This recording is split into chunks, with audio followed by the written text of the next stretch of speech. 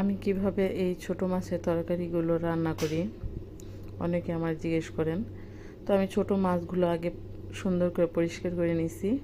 নেওয়ার পরে পেঁয়াজ, রসুন, টমেটো, কাঁচামরিচ কাটছি।